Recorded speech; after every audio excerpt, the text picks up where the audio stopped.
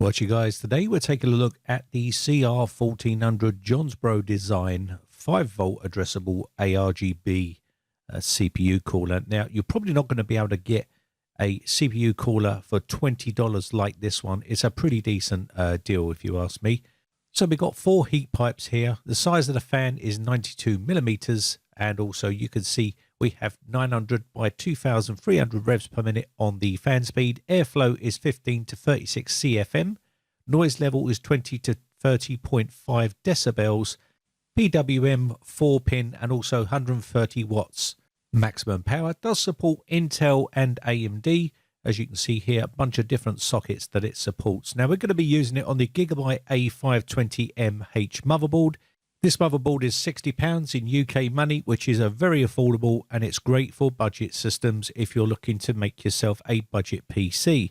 So we're going to be mounting all this. I'll show you how to set this cooler up. I'll show you what it looks like with the RGB, and I'll show you what it looks like with the temperatures as well. So first off, let's remove the bracket on the board here. Now the cooler itself does come with a backplate, but you don't have to use it. You can use the standard backplate which comes with the board when you buy it. And that's what I chose to do in this case because the backplate on the cooler isn't the best. So let's lift up the actual retention lever here and install our CPU. In this case, this is going to be the Ryzen 3 3100. We'll just put this into the socket and get this mounted on the board. And then I'll show you exactly what it actually cools like as well and give you all the temperatures under full load. So let's get the CPU in here, pull this down, and I'm going to add a bit of compound on there for you, and then we'll get the cooler on. Now, again, if you can find a cooler like this for the same money, which is the CR1400 Johnsbro design, it's a pretty decent cooler for that money. Now, it's got 4 copper heat pipes here as well. It's got this little tiny latch which allows you to remove the fan nice and easy. I think it's a pretty decent cooler for the money. Now, remember, you're talking about $20 here. It's got to have addressable RGB.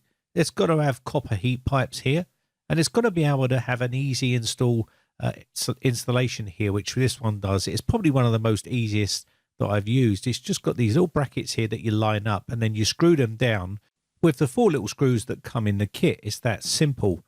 All we need to do here is add a bit of compound, which comes with the actual cooler as well, and then screw it down to the board. Now, if you want to try and match this up against other coolers, then it's going to have to match what this is offering.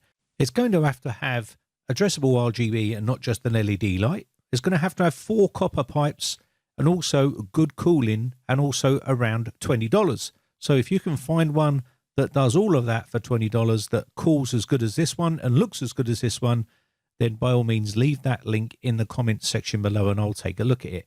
So I'm just going to quickly smear some compound here and then put this cooler onto the board here, and then we can take a look at what it looks like. And then also we'll get some thermals for this particular cooler to see if it's any good. Now, when tightening these down, don't tighten it down all the way on one screw. Just do a little bit on one side, then go diagonally on the opposite side and tighten that one down as well. And then you can go do the same thing on the other 2, and you should have the cooler in position. All you need to do is just use the little clips here to clip the fan back on. And again, it's going to come with 2 cables here, one for the 4-pin PWM connector and also the addressable RGB one, which does go to the motherboard. So once we've got those in position, you can put those cables in and you should be good to go. And it should look something like this with no power to it. Nice looking little cooler, not too bad. And again, for $20, you're getting quite a bit for your money, I think, for 20 bucks. And again, it does look pretty nice once you get the power on it and you get that nice addressable RGB effect, if RGB is your thing. Now, I've seen a lot of cheap coolers over the years, and they mainly come from China, but this one for $20 is a Chinese cooler. And again, it does look absolutely outstanding for 20 bucks. But can it cool the CPU? That's the main thing. That's what we really want the CPU cooler to do. It's okay looking good, but can it actually keep the chip nice and cool? And that's what we're going to test in a second. Personally, I think for $20, it's not too bad.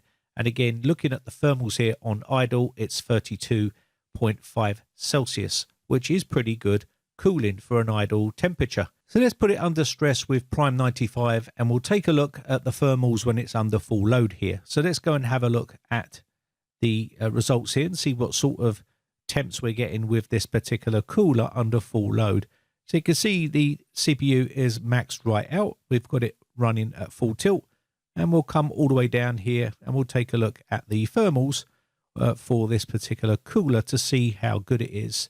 So you can see here, this is the area we need to look at. We're getting 60 Celsius, which is pretty good for a cooler like this. I left this running for a good period of time, and it didn't go above 60 Celsius. That was the maximum temperature that I got on this particular cooler, which isn't too bad when running at full load.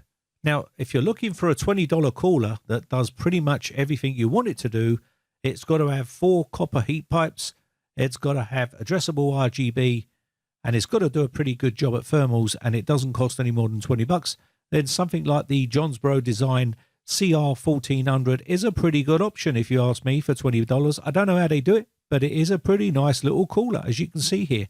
Now, we'll leave all the links in the video description if you're interested in snagging yourself one of these awesome little coolers for $20.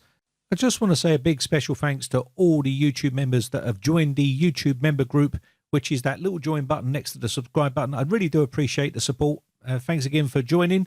My name has been Brian from briteccomputers.co.uk. Have a great day, and I shall see you again for another video real soon. Bye for now.